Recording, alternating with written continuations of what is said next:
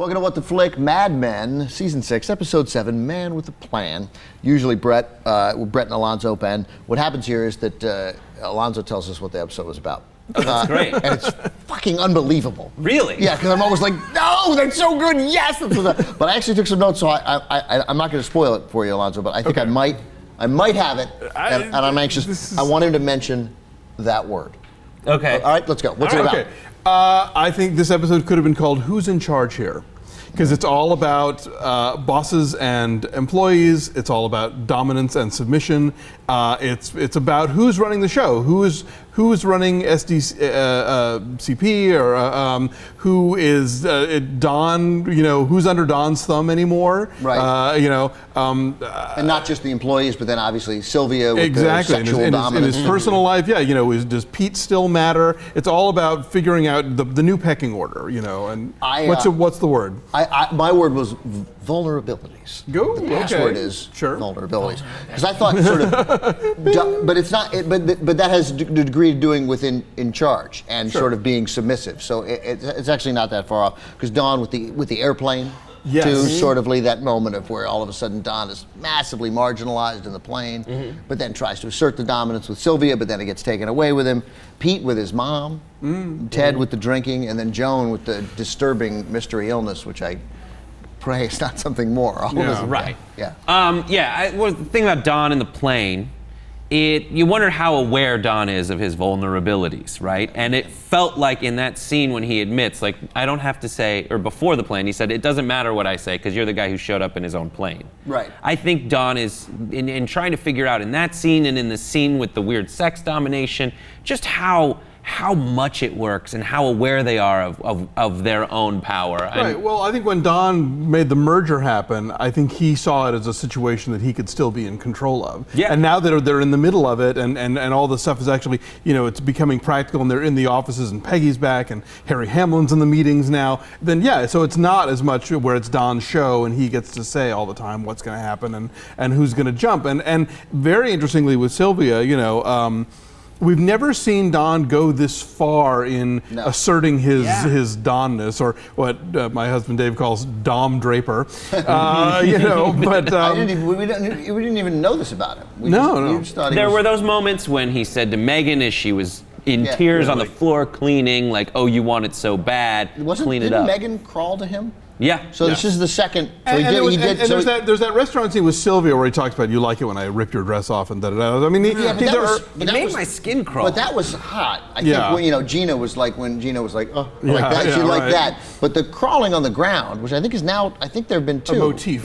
Yeah, that's different. Yeah, it's getting into story of O territory. But what's interesting though, I mean, I'm not an expert about dominant submissive relationships, but the dominant guy doesn't have a safe word. So really, while the dominant guy seems to be in charge all the time, it's the sub who gets to pull the plug, and that's what Sylvia does when she's like, you know what, this is not hot, it's just embarrassing, and I'm leaving now. Yeah. And so she's really the one with the power, and she exerts it, and so he's like, And Peggy too, going in there and being like, if nothing else than the way she talks to him, like, hey man, he can't drink, you know that, grow up. Yeah. Grow up, that's the thing. It's growing up, and what is growing up? Is growing up for Don Draper kind of accepting the way everyone is, or is it and adapting within your own environment, or is it what he always does, which is fly? Leave. Well, he's clearly put off by the younger creatives. I mean, he's definitely, I think we're in that point where it's like, there's that generation gap and he's on the wrong side of it. Because now all of a sudden he looks, whereas we talked earlier in the season about how, Pete's got the sideburns, Joan had that crazy outfit on the couple episodes back. The style is moved into 1968 for some. Don, 1959. Hasn't changed at all. Nothing. He's wearing, suit. He looks great, but it's the same. And but now, when he goes into that meeting late, which by the way, I don't think he necessarily went in to assert his power. That's just still how he rolls. He doesn't think about it. Right. But it is interesting that now he's got to worry about these people, whereas everyone else they didn't start the meeting until Don got there. So that is a difference. But he went into that meeting and sat there and looked like the old guy who's not in touch with what's happening. Everybody else was dressed different, and he seemed out of it to me. He also seemed not to care, which is puzzling. It's weird because but then we know he cares with Ted. The scene indicated that he did care, didn't it? Well, I don't know. I don't know in that scene that he cares about being out of place. Because, I see what you're saying. You know, Yes, that I see. he Yeah, just yeah, kind of shows up, and it's not like he's looking around seeing people move on without him. He just doesn't even seem to know there's a meeting happening. And he's so happy that he's asserted that he has a woman in a room waiting for him that he doesn't care. And there's this phantom power that he feels he has that throughout the episode, toward the end, I think, until it all evaporates.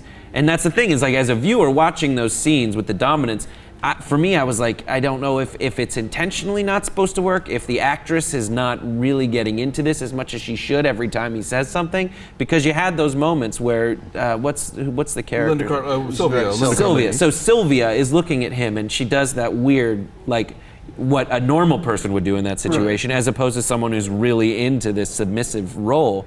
And so I was just wondering through that whole, as that was playing out, how it would she's end at a up. vulnerable stage. Obviously, she and Arnold have been fighting, and you know, she's like, he's threatening to. Son. Exactly. Right. So you know, I think she's willing to sort of like give it a shot because she's looking for some sort of island of safety. But even she realizes this is not a thing that I can.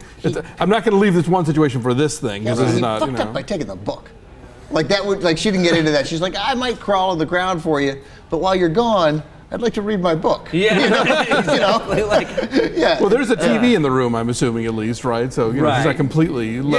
Although this whole season has been about Don losing touch. Yeah, you know, Don not having the gift that he once did. I mean, like, you know, just think back to the season premiere, the Hawaii ad that he makes that everyone immediately goes, that looks like he's committing suicide. You know, he's clearly he's losing his touch, he's losing his grip, and he's losing his literal grip on the people around him. So maybe that's more what I mean, is that you see him in that meeting and you're like, that guy is not gonna have the great idea anymore in that crowd. But you're right. I thought you meant he didn't care about the product. You meant he doesn't care what people think about him. Yeah. And I think it's more that he doesn't care, that he is just wildly unaware. Like he has no idea it's those the things, impact that he has on people. It was real. When she leaves, when Sylvia leaves, it's just pulling the carpet out from under him. And it's all that what he understood as true about the world was not that whole time. Now, Don't you think, by the way, very quickly before we get into Bob, that Don and Sylvia are just going to regret lying directly on that hotel comforter? Yeah, ooh, That gross. was just, that's it. It was a time that predated. It was an all innocent day. Oprah wasn't putting the black light on that things. didn't exist at the time. There was no CSI. Oh, that looked gross, man. Every part of that looked gross. The ongoing Bob Benson saga. He is the wild card that I still can't figure out. Now it's undeniable, though, because now everybody's talking about it. Like, it was too big, because here they're like, here we saved it. Right. And he saved Joan. Yeah, and so it's like, you know, does he save Joan because he knows that she can do the same for him? It's like, there's a guy who is tweeting as him, and it's pretty hilarious. And this morning he said, not every good deed is part of the plan. I mean, not every good deed is part of a plan. You don't know. He's that guy. He wants to do well, and he's trying to be a climber, but we don't know if he has nefarious. Is he just a brown noser, or is he Lady Macbeth? That's the question. But I mean, I think Joan's mom is right. I think that it might not, like, you know, I mean, like he has a degree of humanity, maybe, that almost nobody else in the office has. But they're playing with that. They know, you know, the writers, everyone on staff knows that they have this blank slate that looks really pretty. Totally, and maybe he can, and maybe he does have some Machiavellian plan, but it doesn't change the fact that it was still the right thing to do. I mean, it's a little like looking into Putin's heart. Like, I don't care. I'm not so concerned about your motivations, or, you know, in this case, I don't care what. I just don't want Obama to cut Social Security. I don't care whether he really believes it or not. You know, so he did the right thing, and he's a decent guy. And the finagling to get Joni in to see the nurse, to see the doctor quickly, that was brilliant. That's a smart guy. I was surprised that she'd be okay after drinking furniture polish. That just doesn't seem like you would be okay. They made it different back then. It was tastier. How quick did Harry Hamlin switch to firing the other guy? That was a great moment. Didn't care. It didn't.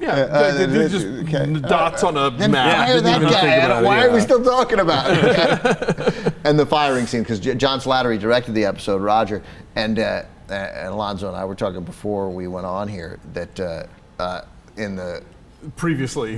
Previously, they remind you of the guy who got fired and then went to work for Ted and for just so they could fire him again. Just so they could fire him again, which was such a great scene. Such a good thing. It's like, because I remember from before, and I'm like, oh, that's right. He got fired and carried his box out in a huff. And that actor, I'm forgetting his name, but like he always plays the kind of characters that you would want to fire if you knew him in real life. So he was perfect casting there. Oh, and Roger loved it and relished loving it. Yeah. Oh, you stole my line. He's just pointing to the.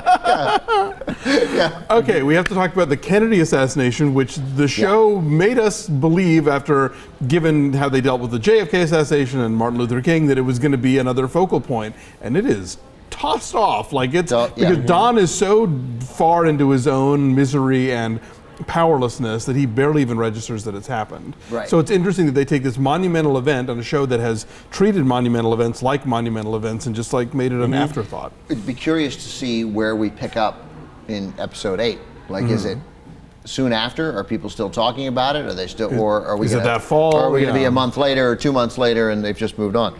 I don't know. I thought maybe my dad would show up in this episode. It was my dad who announced Bobby Kennedy's death, and there's, you can see it on YouTube. Oh my God! And so I ended up being oddly disappointed. Oh, sorry, man.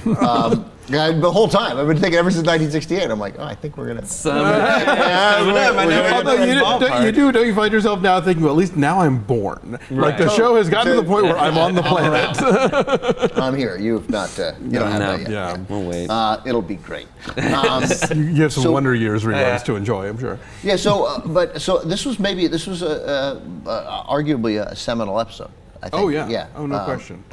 I mean, Don totally, in a way, marginalized in a way we've never seen him marginalized. Even when he got outed, he was still in charge of that. Right. I feel like, but I like that they're keeping the ambiguity about whether Don has fully lost it. Like, I think when they were pitching Chevy, Don's idea was better and more groundbreaking. The idea of having a teaser where you don't see the product, like that is new. Yeah, Ted's idea was just, that felt like a car ad. And this one, really, I love, they really bring into full focus. I don't know if you've spoken on the show before, like the actual casting of Chaw, of Ted Chaw, which is someone who looks kind of like Don Draper, but does not have any of the Don Draper qualities. And the fact that now Peggy is, saying to Don, appealing to them, now that they're both in the same room, these two guys that felt like, they were mortal enemies, now they're in the same office as foils for each other.